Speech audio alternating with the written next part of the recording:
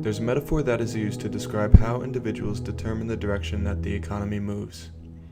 Best known as the invisible hand, this metaphor suggests that if each individual within a free market economy acts in the best interest of him or herself, they will in turn be acting in the best interest of society as a whole. But what does it mean to be acting in the best interest of oneself? In today's business world, we are taught that success is measured in profits alone, that increasing financial gains, above all else, is what is acting in our best interest. But does such a notion really hold true in a world plagued with environmental degradation and social inequality?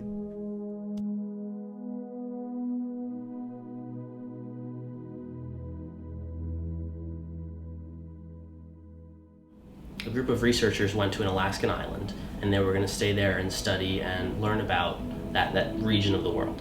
And so they had to take their own food because they couldn't get shipments through the winter, so they took reindeer to eat as meat. And while the humans were there, they could reliably hunt the reindeer and keep the reindeer in check, and the reindeer would go eat moss and grass, and they kind of worked out. When the research was done, like a decade later, the humans left, and the reindeer had no natural competitors. So the reindeer just kept multiplying. And so I think 5 years later, these are all fake numbers, but 100. And then they went back a few more years later to check on it, and they were like 500. And then there were like 1,000, and then 2,000. And they went back the next time, and there were 50. And what happened was the reindeer just ate all of the available resources, that there just wasn't anything left to sustain future generations. So you had a few survivors that were able to get by.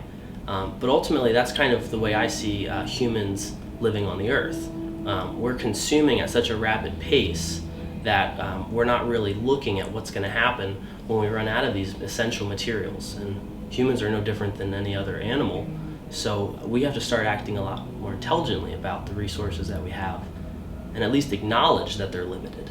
We're using way too many resources. We're very greedy with our resources, and we're not planning for the future. We're planning for the next quarter rather than 10 years down the road. At the same time that we have this climate change issue, we have this social inequity we have a huge gap between the haves and the have-nots in this country, and it's just getting worse.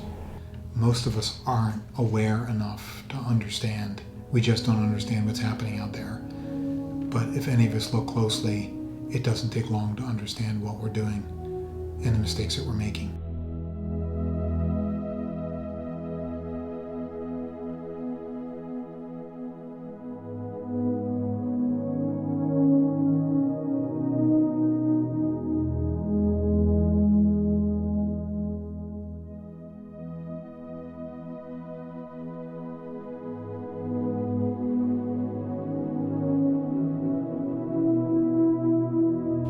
When I first left school, I kind of spent a year in depression because in my business classes I was excited. I wanted to go do stuff. I wanted to go make restaurants and flip houses and do these businessy things. And then in my case studies and looking around at their business students, I just got this really strong taste of greed that permeated the business world. And that's ultimately what turned me off. Kind of that greed was this ugly human emotion that was turning the environment, our planet, into something darker, bad. We're backwards in a teaching institution, in a political environment, in a business thought. Everybody, thinks about how many stores you have, how many dollars in sales, and not what's your product taste like. What, do you make a living? We've lost the soul of our business. We've lost the soul of our understanding of what entrepreneurialism is and capitalism is, in my mind.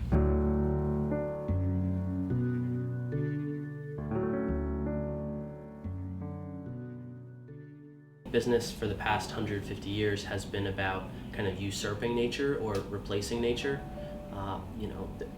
It's more profitable if you can wean people off of nature. Like, don't grow your own food, we'll grow it for you. There's this idea that business should replace what nature does for us, but business can't really replace honeybees. Business can't really replace the water cycle. It's probably first generation. We learned how to make more of stuff through science and through economies of scale and make it less expensive. But we were like kids, I think, in the 80s and 90s. We were children that didn't understand all the nuances of life. That, just because a car can go 120 miles an hour doesn't mean you should drive at 120 miles an hour all the time. We learn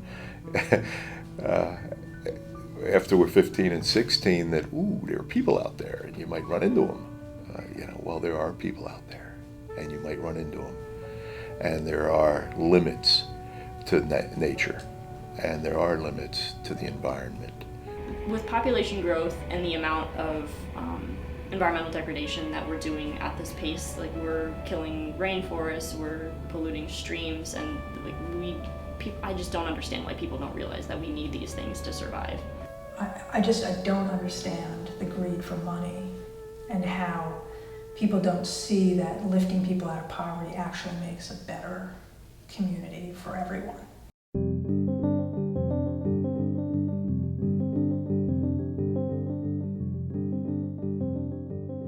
It is commonly taught that environmental stewardship and social responsibility are in complete opposition with economic growth. That greed, the driving force behind our modern-day economic system, is what is necessary to maintain a healthy economy. That having concern for the environment and society can come only after a profit has been made. But what if this wasn't the case? What if there was some way to operate a business that helps solve the world's problems rather than contributing to them? Is it possible for a business to give back to its community, have a positive impact on the environment, and still make a profit? If so, what would this look like? If greed can accomplish negativity, compassion can accomplish a lot of other things. So I started to come around to this feeling that I don't want things to just keep going the way they are. I want to do whatever I can, and I still wasn't sure what that meant at that time, but I wanted to do something that could help change that cycle. And I realized that would be a really tough thing to do, especially at that point. I was living out of a backpack with no ownership of anything, a few t-shirts and some dirty socks. It felt like a really long stretch to try to achieve anything that might impact the world. I had so much resistance that I kind of gave up working for other people, and I was going to move out of Philadelphia. There wasn't enough green and sustainable stuff to do here for me to keep me here. So I resigned. I left my previous job and went to go move. And when a couple people heard that I had left, they pursued me to work on some of their projects because they were looking for a different approach. I was flattered, thanked them very much, told them that I was going to move in a month or two. I was going to hang out with my friends, and told them I'd start their project and find somebody else who could fulfill the rest of the vision. And that happened once, and 2 weeks later it happened again, and then 3 weeks later it happened again.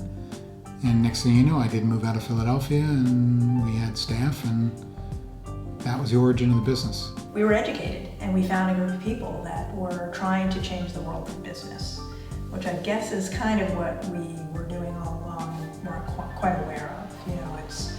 We kind of had this sense that, okay, nonprofits do all this great work, but can you also be a business and help to change the world? And especially living in a capitalist society, I think one of the best ways to bring about change is through business.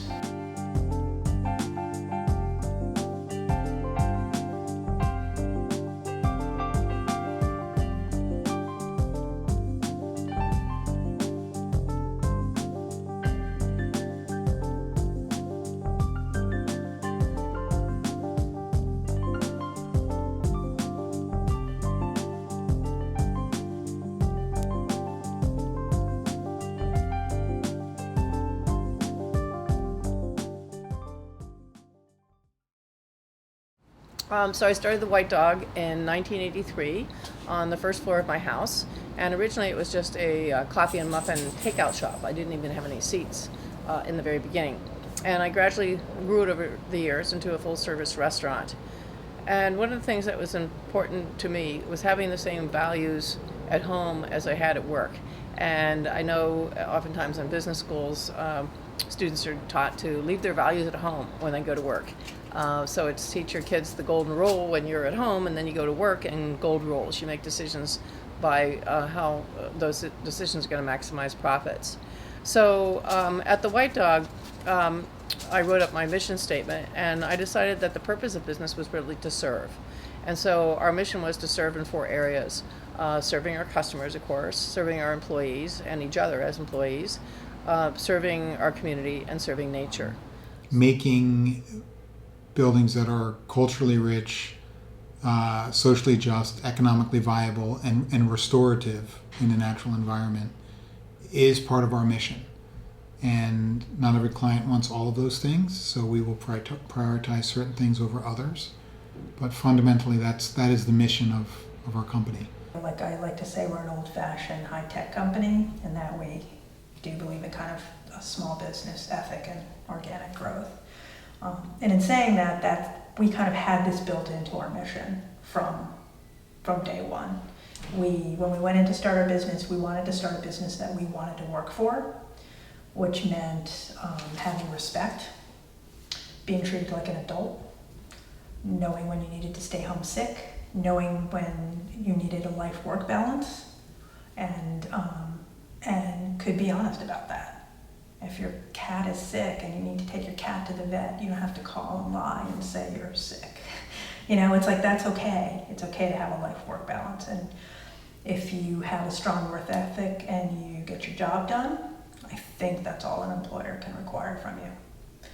So I saw profits and money in general as being a tool that we use, but that the business was really about relationships with everybody that we bought from and sold to and worked with, and about a relationship with Earth itself and with all the species that we share life with. So when I would make a business decision at the White Dog, I wouldn't just think, well, how much money am I going to make by making this decision? I would also think, how's this decision going to affect my employees, my customers, my community, and nature?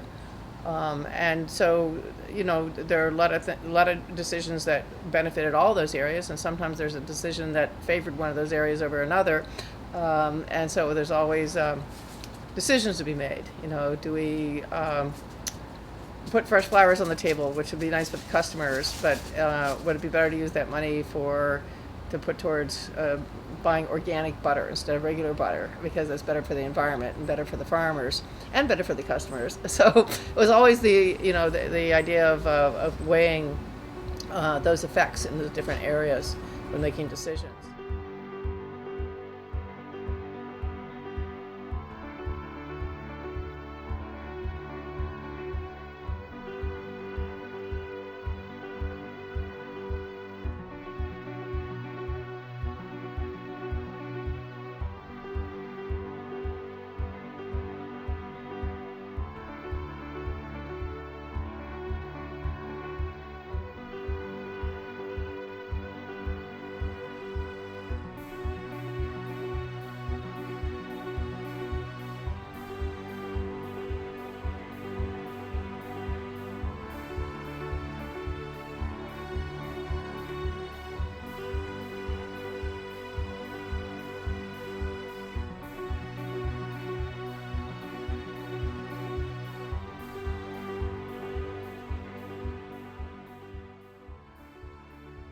There's ways that you can just try to make an impact instead of kind of status quo.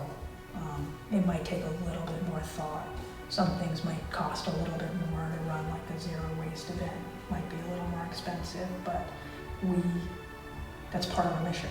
It's just part of what we do. It's not negotiable for us. So, it's not eating away at profit, because profit isn't first. Those things are before profit.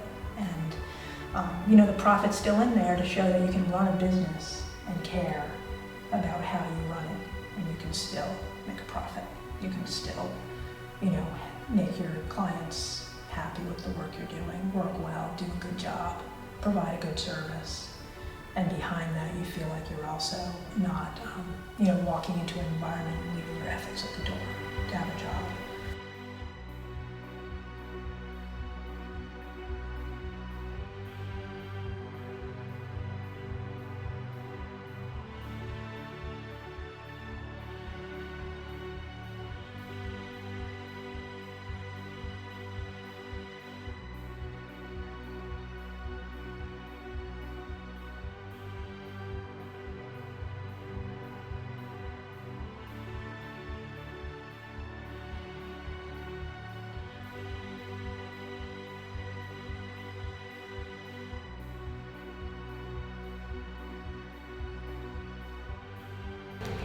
I don't think for any of the people who work here, it's primarily about making money. It's about having benefit.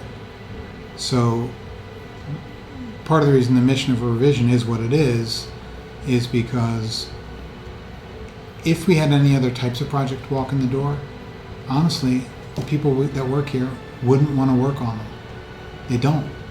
We've been offered tons of projects that would be very financially profitable, but culturally poor, and we just turn them down. And that's okay, because it's not just about bringing in projects that keep you financially healthy. It's about feeding your soul. How else can I describe it? We want to work on projects that have benefit, that are good for our clients, that are good for our children, good for our staff, and that's part of the reason that the mission is what it is.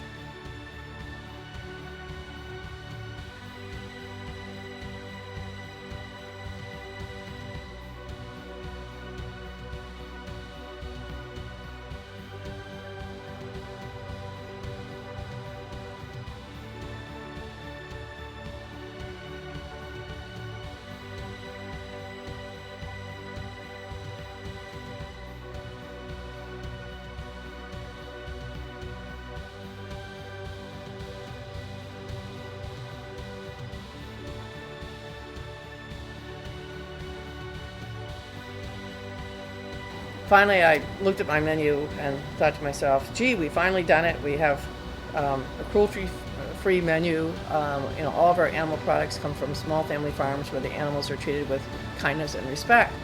This is going to be our market niche. This is our competitive advantage. This is all about us. And then I had my transformational moment when I said to myself, well, Judy, if you really do care about those pigs, if you really care about the environment that's being polluted by the concentration of manure of like 10,000 pigs in one barn, where that poisons the waterways and the air and the soil in the rural areas, if you care about the small farmers being driven out of business, if you care about the consumers that are eating this meat that's full of antibiotics and hormones, then rather than keep this as your competitive advantage, you'll share this with your competitors. So that was my turning point, because I realized that there was no such thing as one sustainable business, that we can only be part of a sustainable system, and that we have to work in cooperation, including with our competitors, in order to build that sustainable system. We're environmentalists first. We understand the impact, we study it all the time, we study the technical issues, and we think there's a much better way to do it than what we've been doing in the last 50 to 100 years. And look, I can design all the LEED Platinum projects in this country and have this much environmental impact. But if I can teach everybody else how to do what we do, I have this much environmental impact. Which do I have to do? I have to do this. It's not just this. I can do this, but I have to affect the way that everybody else does it. And that's why we take that approach.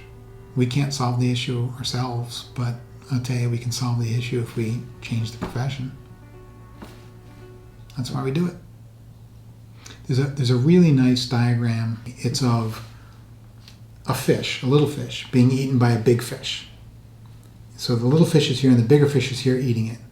And then what you see behind the big fish is 100 little fish eating the big fish. Right? So there's many ways to solve the problem, and one of them to solve the big problem is you get many people to solve it with you. And I think that's, it's a kind of a nice image in my head when we approach problems.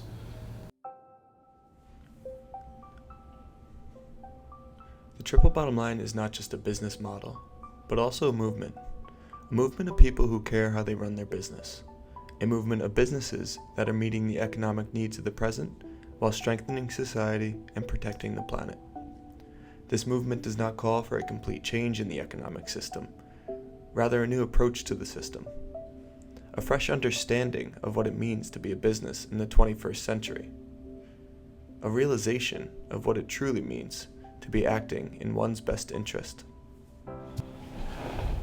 So much of what we believe in the world is based on how we perceive the world. And so much of what we perceive of the world is totally wrong because of our biases, our point of view, and the fact that we're blind to so many things.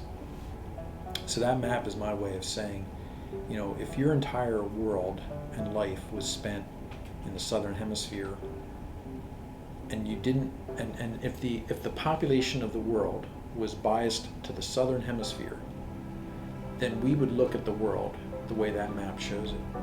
But because the population of the world is biased to the northern hemisphere, and because the cultures have developed in the northern hemisphere that have controlled map making and publishing and everything else, we look at the Earth from that perspective.